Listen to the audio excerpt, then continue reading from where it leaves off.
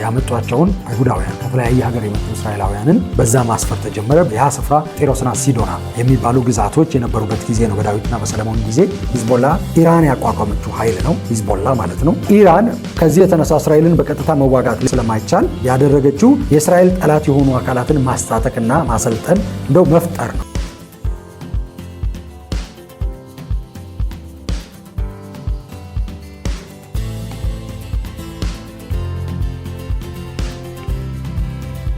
ሰላም ጤና ይስጥልን የተወደዳችሁ የእግዚአብሔር ቤተሰቦች፣ እኔ ነቢይ ቢንያም ማቴዎስ ነኝ። የእግዚአብሔርን ሐሳብ የእግዚአብሔርን መልእክት ይዤ ወደ እናንተ መጥቻለሁ። እስራኤልና አሕዛብ በሚል ርዕስ ነው የእግዚአብሔርን ሐሳብ ባለፉት ጊዜያት እየተከታተልን የመጣ ነው። አሁንም ቀጣዩን ምዕራፍ ይዤ መጥቻለሁ። እንድትከታተሉ ጋብዛችኋለሁ። ያለፈው ምዕራፍ ወይም ያለፈው ኤፒሶድ አምልጧችሁ ከነበረ እዚች ጋር ያለችውን ሊንክ በመንካት መከታተል ትችላላችሁ። መልካም ጊዜ ይሁንላችሁ። 1967 ጦርነት እንግዲህ እስራኤል አሸንፋ ብትወጣም ብዙ ቴንሽን መቀጠሉ ግን መኖሩ ግን አልቀረም። ጋዛን እንግዲህ እስራኤል ተቆጣጠረችው። ከዛም በኋላ ጎላን ተራራዎችን እስራኤል ያዘች። የእስራኤል ታንኮች ሰፈሩበት። መንደሮችም መሰራት ጀመሩ። በኋላ ይሁዳና ሰማሪያ እንግዲህ ብዙ ሰዎች ሰፈራ ተጀመረ። ያመጧቸውን አይሁዳውያን ከተለያየ ሀገር የመጡ እስራኤላውያንን በዛ ማስፈር ተጀመረ። ቤቶች መገንባት መሰራት ጀመሩ። እንግዲህ በዚህ ጊዜ ነው ፒኤልኦ ዝና እያገኘ የመጣው። 1950ዎቹ ተቋቁሞ ነበር። ፒኤልኦ የፍልስጤም ነፃ አውጪ ግንባር የሚባለው ማለት ነው፣ ወይም ፋታ የሚባለው ያሲር አረፋት መሪ ሆኖ ወጣ። ፒኤልኦ በዚህ ጊዜ ነው ጠንክሮ የመጣው። ያሲር አረፋት የተወለደው በግብፅ በካይሮ ነው። እንግዲህ ፍልስጤማዊ ነኝ ብሎ ነው የሚያምነው። ቤተሰቦቹ እንግዲህ ፍልስጤም የሚባል ሀገር ህዝብ ከመምጣቱ በፊት በዮርዳኖስ ዜግነት ዮርዳኖሳዊ በመሆን የተወለዱ ነበሩ። በኋላ ላይ ያሲር አረፋት ፍልስጤም ያሲር አረፋትና ጓደኞቹ ያሲር አረፋት ብቻ ሳይሆን ያሲር አረፋትና ጓደኞቹ አክራሪ የእስልምና የትግል ቡድን በትጥቅ የሚታገል ቡድን ፈጥረው ተነሱ እና የፍልስጤምን መብት ማስከበር ህዝቡን እየሄዱ እናንተ ዮርዳኖሳዊም አይደላችሁም፣ እናንተ ምንም አይደላችሁም፣ እናንተ ፍልስጤማዊ ናችሁ፣ ፍልስጤም የሚባል ማንነት አለ ብለው ያን ጊዜ ማስተማር ይጀምራሉ። እንግዲህ ከዛ በፊት ፍልስጤም የሚባል ማንነት አይታወቅም ነበር። ከዚህ ፊት ይህንን በደንብ በዝርዝር እያየን መተናል። ቦታው ነው እንጂ ፓለስታይን ማለት በዮርዳኖስና በሜዲትራኒያን ባህር መካከል ያለ ቦታ ማለት ነው እንጂ እሱ ነው ያ ስያሜ ያገኘው ያ ቦታ ነው እንጂ ፍልስጤም የሚባል ህዝብ ኖሮ አያውቅም። መንግስት ያለው የራሱ ንጉስ ያለው ወይም መሪ ያለው ህዝብ ኖሮ አያውቅም። ፍልስጤም የሚባል የነበሩት ዮርዳኖሳውያን ናቸው። ወይም ዮርዳኖስም እንደ ሀገር ከተቋቋመች ቅርብ ጊዜ ነው፣ ግን ዮርዳኖሳውያን ናቸው። በጋዛ በኩል ደግሞ ግብፃውያን ናቸው የነበሩት። እንግዲህ በግብፅና በዮርዳኖስ መካከል ከፍተኛ የሆነ ቀረቤታ ስለነበር ካይሮ የሚወለድ አማንም ይወለድ ይችላል። ወይም ደግሞ ያኔ በሙስሊም ሱልጣኔቶች ወይም በሙስሊም ኢማሞች ስር ስለነበረ ይሁዳም ኢየሩሳሌምም ሊወለድ ይችላል። በየትኛውም ስፍራ ሊወለዱ ይችላሉ። የተቀራረበ ምንድነው የዝምድና አላቸው፣ ከፍተኛ የሆነ ዝምድና አላቸው። ነገር ግን በዜግነት ግን ግብፃዊ ዮርዳኖሳዊ ነው የነበሩት። ሊባኖስንም እንግዲህ የፈጠሩት ዌስተርኖቹ ናቸው። በዋናነት ፈረንሳይ እና እንግሊዝ ናቸው የፈጠሩት፣ እነሱ ናቸው። ሊባኖስም የሚባል ሀገር አልነበረም። ሊባኖስ የሚባል የሊባኖስ ዝግባ በመጽሐፍ ቅዱስ የምናገኘው ጫካ፣ ከፍተኛ የሆነ ጫካ ነው የነበረው በመጽሐፍ ቅዱስ። ያ ስፍራ ጢሮስና ሲዶና የሚባሉ ግዛቶች የነበሩበት ጊዜ ነው በዳዊትና በሰለሞን ጊዜ።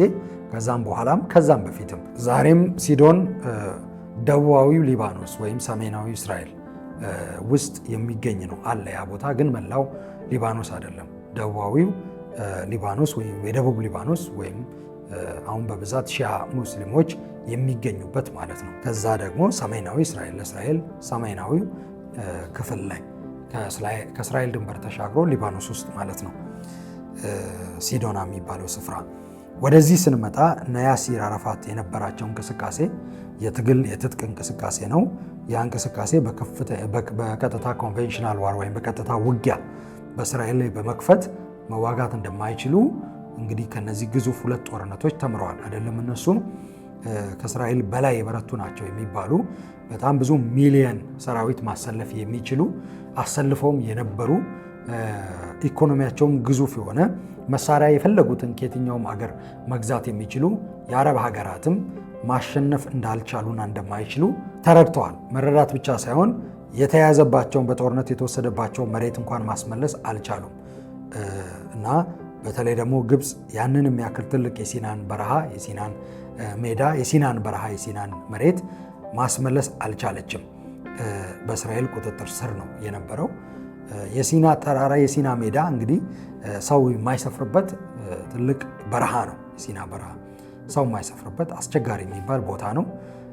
ነገር ግን ያንን በእስራኤል እጅ ትታ ግብፅ እንግዲህ በከፍተኛ ሁኔታ ገማል አብደል ናስር ጦርነቱን ከተሸነፈ በኋላ ስልጣን ለቅቅ ያለው ብሎ ራሱን ከስልጣን እንዳገለለ ተናገረ። ከተናገረ በኋላ በሰዓታት ውስጥ ሰው ሁሉ በየከተማው አደባባይ መውጣት ጀመረ። አይቻልም፣ ስልጣን አትልቀቅ፣ የኛ ልጅ ነው ብለው። የእሱን ዓላማ ህዝቡም ይደግፋል። አላሰበም። እርግጠኛ ነበር እስራኤልን ከምድረ ገጽ እንደሚያጠፋ እርግጠኛ ነበር ገማል አብደል ናስር። ከዚህ የተነሳ በጣም አስደንጋጭ ነው የሆነበት ሽንፈቱ። በአጭር ጊዜ ውስጥ የእስራኤል ጦር ሙሉ በሙሉ የግብፅን ጦር እንዳልነበረ ነው ያደረገው። በብዙ መቶ ሺዎች የሚቆጠሩ የግብፅ ወታደሮች አንድ ጥይት እንኳን ሳይተኩሱ ለእስራኤል ወታደሮች ነው እጅ የሰጡት። በእግራቸው እየተጓዙ ባዶ እግራቸውን ብዙዎቹ መንገድ ላይ የሞቱ ነበር። የእስራኤል ጦር መሪ የነበሩ የግብፅ ጦር መሪ የነበሩ ሰዎችን አመራር የነበሩ አመራር በተለያየ ተዋረድ ውስጥ የነበሩ ሰዎችን ብቻ ይዞ ሌሎቹን በሙሉ ወደ ቤቱ እንዲሄድ ነው የለቀቀው። ይሄ ራሱ የተለያየ ምክንያት አለው። ያንን ሁሉ ህዝብ መመገብ አይቻልም። የጦር ምልኮኛ አድርጎ አምጥቶ በእስራኤል መመገብ አይቻልም። ለራሷን ብዙ የቤት ስራዎች የነበሯት ሀገር ነበረች። የከተሞችን እንግዲህ በተለይ የቆዩ ከተሞችን በእነሱ ዙሪያ እንደገና ማስተር ፕላን ማውጣት ብዙ ስራ ይጠይቃቸው ሊፈልግ ነበር። ህዝቡም የቤት እጥረት ነበር፣ በከፍተኛ ሁኔታ የቤት እጥረትና የመሬት እጥረት ነበር።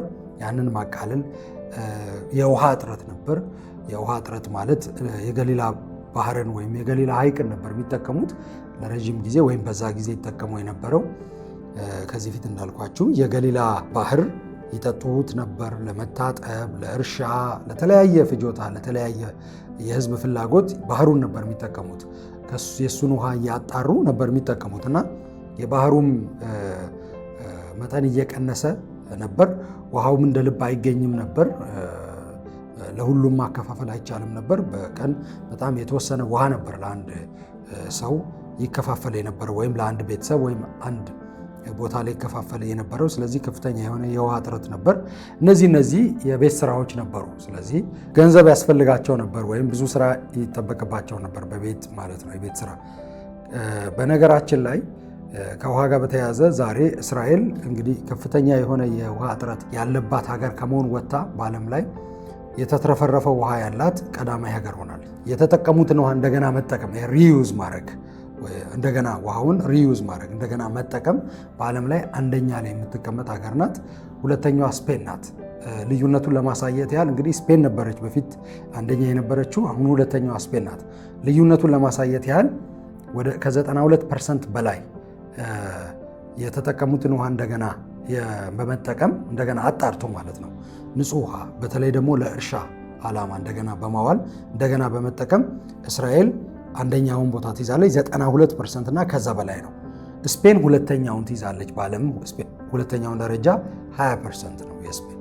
እንግዲህ በ92 እና ከዛ በላይ በሆነ ፐርሰንት እና በ20 መካከል በ20% በ92 እና በ20 መካከል ያለው ልዩነት አስቡት። በዛ መሃል ምንም ሀገር የለም ማለት ነው። ምንም ሀገር አንደኛዋ እስራኤል 92% ከዛ በላይ፣ ስፔን ሁለተኛዋ 20% እና 20% ከዛ ሌሎች ከዛ በታች ናቸው።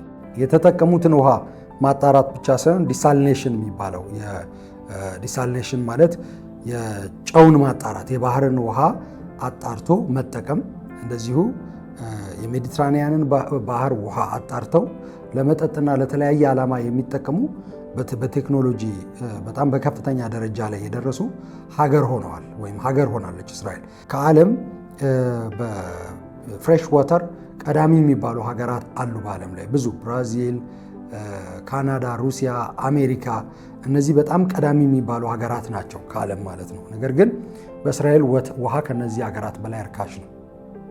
በእስራኤል እነዚህ በተፈጥሮ ውሃ በራሱ በተፈጥሮ በውሃ የታደሉ ሀገራት ናቸው። ለምሳሌ ካናዳ ብዙ ሺህ ሐይቆች ያሏት ሀገር ናት ካናዳ። አሜሪካንን ብቻ ብናይ አሜሪካ ላይ ማለት ልዩነቱን ለማሳየት ነው። አንድ ገሊላ ሐይቅና እስራኤል ውስጥ በመላው ሀገር አንድ ገሊላ ሐይቅ። አሜሪካ ሚኒሶታ ወይም ሚኒያፖሊስ የሚባለው ግዛት ስቴት ብቻ ከ11 ሺህ በላይ ሐይቆች አሉ። ከ11 ሺህ በላይ ሐይቆች አሉ። አንድ ግዛት ብቻ ብዙ ሐይቆች ያሉት ግዛት ነው ሚኒያፖሊስ። ከአንድ ግዛት ብቻ ከ11 ሺህ በላይ ሐይቆች አሉት እና ነገር ግን እስራኤል ውስጥ ውሃ ርካሽ ነው። የባህርን የሜዲትራኒያንን ባህር ውሃ በሀይፋ እና በተለያዩ ቦታዎች በኩል ውሃውን በማጣራት ለመጠጥ፣ ለእርሻ፣ ለተለያየ መንገድ ይጠቀሙታል። እሱ ብቻ ሳይሆን ለአንድ ግለሰብ በቀን የሚመደበው ውሃ በጣም ብዙ ሊትር ነው። ብዙ ሊትር ውሃ ነው ለአንድ ግለሰብ። ምንም አድርጎ አይጨርሰውም በአንድ ቀን ውስጥ ማለት ነው። ለአንድ ግለሰብ የሚመደበው የተትረፈረፈ ውሃ ያለባት ሀገር ሆናለች። ቅድም ያልኳቸው የገሊላ ባህር እየጎደለ የነበረ ቢሆንም አሁን ግን ውሃውን የባህሩን ውሃ አጣርተው ለገሊላ ባህር ራሱ እየሰጡት ነው ያሉት። ሞልቶ ሊሆን ይችላል በዚህ ጊዜ ማለት አቁሞ ሊሆን ይችላል። በአንዴ አይደለም የሚለቁት፣ በተጠና መንገድ ነው የሚለቁት። የገሊላ ባህር በደንብ በፊት የነበረበት ይዞታ ላይ ነው የሚገኘው እና ያ የአሁን ታሪክ ነው። በ1967 ግን ጦርነቱን ባሸነፈችበት ጊዜ እንደዚህ አይነት ቦታ ላይ አልነበረችም። ዛሬ ያለችበት በቴክኖሎጂም ሆነ በሌላ መንገድ እየመጡ ቢሆንም እየጣሩ ቢሆንም ግን የነበራቸውን ችግር ሁሉ ያቃለሉበት ጊዜ አልነበረም። ከዚህ የተነሳ የግብፅ ወታደሮችን በሙሉ ለቃለች፣ ወደ ቤት ልካለች። ከመኮንኖች ውጭ ማለት ነው፣ ከፍተኛ መኮንኖች ውጭ ምርኮኛ አድርጋ የያዘቻቸው ብዙዎች ናቸው። መሳሪያ እንኳን ሳይተኩሱ እጅ ሰጥቶት። ከዚህ የተነሳ በዛን ጊዜ የግብፅ ፕሬዚደንትና ጦርነቱን ያስጀመረው ሰው ገማል አብደል ናስር በጣም ነው የደነገጠው፣ የታወቀው። ያልጠበቀው ውጤት ነው የመጣው። በግብፅ ከፍተኛ ድንጋጤ ነው በመላው ሀገሪቱ ላይ ወደቀው። በግብፅ ብቻ ሳይሆን መላው አረብ። ምክንያቱም የግብፅ ጦር ምን ይል ነበር? ጦርነቱ ተጀምሮ እስራኤላውያን እንኳን መረጃ ምንጭ ያገኙ የነበረው ከግብፅ ድምፅ ሬዲዮ ስለነበር ያገኙ የነበረው ጦርነቱን የተሸነፉ እንደነበር ነበር የሚያስቡት እስራኤላውያን። ህዝቡን ነው ምለው። መንግስት መረጃ ደብቆ ነበር። እየተካሄደ በሲናይ እየተካሄደ የነበረውን እየተናገረ አልነበረም መንግስት። ያንንም ያደረገበት ምክንያት ዓለም አቀፍ ተጽዕኖ ሁልጊዜም ይበረታ የነበረው እስራኤል ስታሸንፍ ነው። ሌላው ሲያሸንፍ ዝም ይባላል። በእርግጥ ሌላው አሸንፎ አያውቅም። ግን ሌላው ያሸንፋል ወይም ደግሞ ሌላው የበላይነትን ያገኛል ብለው ሲያስቡ ገና ጦርነቱን እንኳን አያስቆሙትም ነበር። ጦርነቱ ላይ እንኳን ብዙ ዝም የሚሉ ሀገራት ነበሩ፣ ብዙ የሚያበረታቱ የሚገፋፉ ሀገራት ነበሩ። ነገር ግን እስራኤል ጦርነቱን ማሸነፍ ስትጀምር ግን ዓለም አቀፍ ተቋማት በአንድ ጊዜ ነው የሚነሱት። በአንድ ጊዜ እስራኤል እርምጃ መውሰድ ስትጀምር። ስለዚህ ከዚያ ልምዳቸው ተነስተው እስራኤል መንግስት በጊዜው ዓለም አቀፍ ተቋም እንዳይነሳባቸው ለማድረግ መረጃ ምንም አላወጡም። መረጃ አለማውጣት ብቻ ሳይሆን የግብፅ መንግስት ደግሞ ያወጣ የነበረው መረጃ ዓለም አቀፉንም ተቋም የራሱንም ህዝብ የእስራኤልንም ህዝብ ሌላውንም ሲያሳስት ነበር። ምን ነበር ይል የነበረው? ጦራችን ሲና በረሃን አልፎ በእስራኤል ድንበር ላይ ይገኛል፣ እየገሰገሰ ነው የሚገኘው፣ እያሸነፈ የእስራኤልን ጦር እየደመሰሰ ነው የሚገኘው እያለ ይዋሽ ነበር። ግን ጦርነቱ ካይሮ በር ላይ ደርሶ ነበር።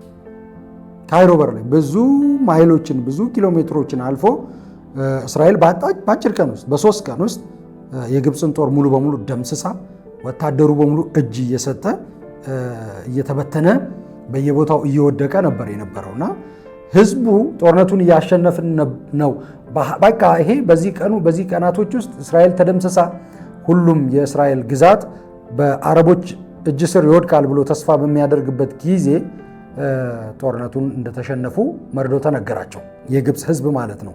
ምክንያቱም አማራጭ አልነበራቸውም። መሪዎቹ መደበቅ የማይችሉበት ደረጃ ላይ ደርሷል። ከዚያ የተነሳ አብዛኛው ሰው ያልጠበቀ ውጤት ነው የመጣው፣ ደንግጧል። ገማል አብደል ናስርም ስልጣን ለመልቀቅ ወሰነ። ከልቡ ይመስለኛል። እኔ ተናገረ፣ ስልጣን ለቅቄ ያለው አለ። በእኔ ምክንያት ነው የሆነው፣ ስለዚህ ስልጣን ለቅቄ ያለው አለ። ህዝቡ ግን ወዲያው እሱ ከቴሌቪዥን ጣቢያ ሳይወጣ ህዝቡ በአደባባይ ላይ ወጥቶ ተቃውሞውን ገለጸ። ስልጣን አትለቅም አለ ማለት ነው። ስለዚህ እንደገና ህዝቡን ሰምቻለሁ፣ ስልጣኔን እቀጥላለሁ አለ። ገማል አብደል ናስር እንግዲህ በኋላ ላይ ታሞ ሞተ ማለት ነው። በድንገት ከነበረበት በሽታ እንግዲህ ሞተ። ገማል አብደል ናስር ሞተ። እስራኤል ያንን ቦታ ተቆጣጠረች። እነዛን ስፍራዎች ሲና ስቲል በእስራኤል እጅ ስር ነው የነበረው የሲና በረሃ። ከገማል አብደል ናስር በኋላ የሱ ረዳት የነበረው ከሱ ጋር አብሮ የነበረው ለሱ ቅርብና ታማኝ ሰው የነበረው አንዋር ሳዳት ስልጣን ያዘ። አንዋር ሳዳት ስልጣን ከያዘ በኋላ የመጀመሪያው ስራው የነበረው የግብፅን ጦር ማጠናከር፣ ራዳሮቹን ማጠናከር፣ አዳዲስ የጦር አይሮፕላኖችንና ታንኮችን ዘመናዊ ታንኮችን በቁጥር ከበፊቱ በላቀ ሁኔታ ማስገባት እና ከሩሲያ ጋር በተጠናከረ ሁኔታ መስራት ነው። እስራኤልን ለመውረር ማለት ነው። እንደ አዲስ ዝግጅት ማድረግ ይጀምራል። ሲናን ሰበብ አድርገው እንደገና እስራኤልን ለማጥፋት ከዛ በኋላ እንደገና የአረብ እስራኤል ጦርነት ይጀምራል። በዚህ ጊዜ የሶሪያ ጦር ከግብፅ ጦር ጋር በመሆን እንደገና እስራኤልን በ1973 ይወራሉ። የሶሪያ ጦር ጭምር። የሶሪያ ጦር አሁን በሺዎች የሚቆጠሩ ታንኮችን የታጠቀ ሆኗል። ከሶቪየት ህብረት ምናልባትም ከግብፅ ቢበረታ እንጂ በዛን ጊዜ ከግብፅ ያነሰ የመከላከያ አቅም አልነበረው። እንግዲህ እንደሚታወቀው በታሪክ ጠንካራ አቅም ነበረው፣ ወይም ተቀራራቢ አቅም ነበራቸው ግብፅና ሶሪያ ማለት ነው። እና ሶሪያም እንደዚሁ ራዳሮችን፣ የአውሮፕላን መቃወሚያ መሳሪያዎችን፣ በጣም ዘመናዊ የሆኑ የሶቪየት ህብረት መሳሪያዎችን አስገብታ የሶቪየት ኦፕሬተሮች ገብተው ጦርነቱን ግምገማ አድርገው የሶቪየት አመራሮች ጀነራሎች ጭምር ዋናዎቹ በሩሲያ የነበሩ ማለት ነው እነሱ ጭምር ጦርነቱን አሁን መጀመር እንደሚቻል እስራኤልን ሰርፕራይዝ ማድረግ እንደሚቻል ተናግረው የግብፅም የሶሪያም ጦር ተናበው 1973 የእስራኤልን መንግስትና ጦር ሰርፕራይዝ አደረጉ። የምር ሰርፕራይዝ ነው ያደረጉት። የእስራኤል ጦር ወይም የእስራኤል መንግስት አልተዘጋጀም፣ አላሰበም ነበር። በዛ ጊዜ ውጊያ ከፈቱ። በሚያስደንቅ ሁኔታ አሁንም ውጊያውን እስራኤል አሸነፈች። ምንም አውት ነምበርድ ብትሆንም በመሳሪያ በሰው ኃይል በዝግጅትም ባላሰበችበት ጊዜ አይዋጉም ብላ ባሰበችበት ጊዜ ነበር እስራኤል የአየር ኃይሏን ማስነሳት እስኪያቅታት ድረስ ነበር ጦርነቱን ሰርፕራይዝ ያደረጓት። የአየር ኃይሏን ስታስነሳ እንደቀደመው የአየር መቃወሚያ መሳሪያዎች የሶሪያና በተለይ ደግሞ የግብፅ የእስራኤልን አይሮፕላኖች መተው መጣል ጀምረው ነበር። መተው መጣል ሶቪየት ህብረት በከፍተኛ ሁኔታ ነው ይህንን ዝግጅት ያደረገችው። በከፍተኛ ሁኔታ ነው የረዳቻቸው። በከፍተኛ ሁኔታ እጇን አስገብታ ከዚህ የተነሳ የእስራኤል ጦር ሙሉ በሙሉ እንደሚደመሰስ እስራኤልም 1973 በፈረንጆቹ እንደሚያከትምላት ታስቦ ነበር። እስራኤል አሸነፈች። 1973 አሸንፋ አሁንም የስዊዝ ካናልን አልፋ የእስራኤል ጦር ማለት ነው በግብፅ በኩል የስዊዝ ካናልን አልፋ ታንኮቿ ወደ ካይሮ ወደ ግብፅ ዋና ከተማ መገስገስ ጀምረው ነበር። በሚያስገርም ሁኔታ እስራኤል ሶሪያንና ግብፅን ስታሸንፍና የሶሪያና የግብፅን ጦር መደምሰስ ስትጀምር ሶቪየት ህብረት ዝም ብላ ማየት አልቻለችም። ያሰለጠነቻቸው ወዳጆቿ ወታደሮቻቸውን አሰልጥና አስታጥቃቸው የላከቻቸው ወዳጆቿ ሲሸነፉ ዝም ብላ ማየት ስላልቻለች መርከቦቿን እስራኤልን ለመደብደብ ማለት ነው ማስጠጋት ነው የጀመረችው ወደዛ። የዛን ጊዜ ነው እንግዲህ የአሜሪካ እጅ መግባት የሚጀምረው። የአሜሪካም መርከብ የጦር መርከብ ወደዛ መጠጋት ይጀምራል። በቀጥታ ከሶቪየት ህብረት ጦር ጋር ለመጋጨት እንደውም ወደ ኒውክለር ግጭት ሁሉ ለመግባት በመንቀሳቀስ ጀምራሉ ሶቪየት ህብረትና አሜሪካ። በዚህ ውጥረት ምክንያት የሶቪየት ህብረት ጦር እስራኤልን መውጋት ሳይችል ይቀራል። ከዚህ የተነሳ ጦርነቱ አሁንም በተኩስ አቁም ግብፅ እስራኤል እንዳሰበችው የእስራኤል ጦር ወይም እንደጀመረው ካይሮ ሳይገባ እንግዲህ ጀምሯል። የሲናን በረሃን አቋርጦ ወደ ካይሮ መገስገስ ጀምሯል። ነገር ግን እንደውም መሀል ላይ የነበረውን የግብፅን ጦር ሁሉ ከቦ ነበር። ነገር ግን ካይሮ ሳይገባ ጦርነቱ አሁንም በተኩስ አቁም ያበቃለታል፣ የሰላም ስምምነት ሳይደረግ። እንግዲህ ይሄ የአረቦቹ መሸነፍ ነው የተኩስ አቁሙን ያመጣው እንጂ የእስራኤል አይደለም። እስራኤል በጦርነት ብትሸነፍ ሊመጣ የሚችለውን ውጤት አላየነውም እስካሁን። እስራኤል በጦርነቱ ወይም በጦርነቶች በእነዚህ ጦርነቶች ተሸንፋ ስለማታውቅ በዋናነት በዚህ ጊዜ ነው የሶሪያ የዮርዳኖስና የግብፅ ጦር ወይም በቀጥታ የአረቦች ጦር እስራኤልን በጦርነት ማሸነፍ እንደማይችል የተረዳው ስለዚህ በፖሊሲ ደረጃ እንደ መንግስት እስራኤልን ለማጥፋት መዘጋጀት ያቆሙት ለጊዜው ሊሆን ይችላል አላውቅም፣ ግን ያው ፕሮግራማቸውን በዚህ መንገድ መግለጥ ያቆሙት ማለት ነው። ግን ለእስራኤል ሀገርነት እውቅና አልሰጥም በማለት ቀጥለዋል። እስራኤል ሀገር አይደለችም፣ መጥፋት አለባት ነው ቀጥለዋል። እንግዲህ ለመጀመሪያ እስራኤል ሀገር ስትሆን እውቅና የሰጠቻት ሀገር አሜሪካ ናት። ሌሎችም ሀገራት እውቅና ሰጥተዋል። የእስራኤል መንግስት ዴቪድ ቤንጎሪያን እስራኤል መንግስት ናት ብሎ በ1948 እንዳወጀ ከ10 ደቂቃ በኋላ ወይም ከጥቂት ደቂቃዎች በኋላ የአሜሪካ መንግስት እውቅና ሰጥተናል እስራኤል ሀገር ናት ብሎ እውቅና ሰጥቷል። ሌሎችም ሀገራት የአውሮፓ ሀገራት ሌሎችም እውቅና ሰጥተዋል፣ ዩኤንም ጭምር። ምክንያቱም ዩኤን እስራኤል እንደ ሀገር እንድትመሰረት መጀመሪያም ከስምምነት ደርሶ ነበር። ከዛ በኋላ ግን የአረብ ሀገራት በሙሉ ግን ያንን ውድቅ አድርገው ነበር።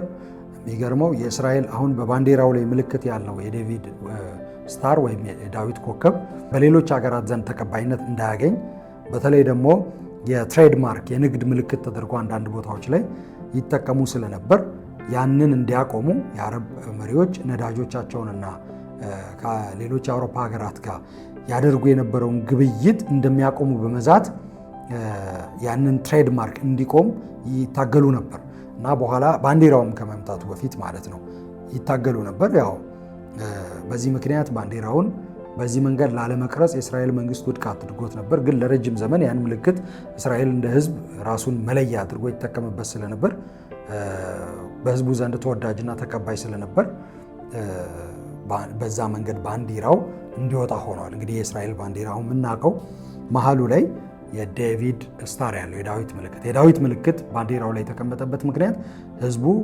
ስለሚቀበለው ነው። ይህንን የዳዊት ኮከብ ማለት ነው እንጂ የአረብ ሀገራት ያንን እንኳን ተጽዕኖ ለማድረግ ሲሞክሩ ነበር። ሀገሪቷን ምልክት አርማ እስራኤል በምትፈልገው መንገድ የራሷን አርማ እንዳትጠቀም ለማድረግ ጫና ለማድረግ ሲሞክሩ ነበር። እንግዲህ አብዛኛዎቹ የአውሮፓ ሀገራት ዝምታን የሚመርጡት አንዳንድ ጊዜም ከአረቦች ጋር የሚተባበሩበት ምክንያት ዋነኛ ምክንያታቸው ብዙ የአረብ ሀገራት ላይ በዛ ጊዜ የነዳጅ ምርት እየተገኘ ነዳጅ ይወጣ ስለነበር የነዳጅ ምርትን መጠቀም ስለሚፈልጉ ከአረብ ሀገራት ማለት ነው መግዛት ስለሚፈልጉና ያንን በሞኖፖል ወይም ደግሞ በዋነኝነት በብቸኝነት አንዳንዶቹም በነዛ ሀገራት ላይ መያዝ ስለሚፈልጉ እስራኤል ልትሰጣቸው የምትችለው ነዳጅ ስላልነበር ወይም ስለሌለ ማለት ነው እስካሁን ድረስ ከአረቦቹ ጋር ለመቆም የአውሮፓ ሀገራት ከአረቦቹ ጋር ለመቆም ወስነው ነው የቀጠሉት አብዛኛዎቹ ማለት ነው።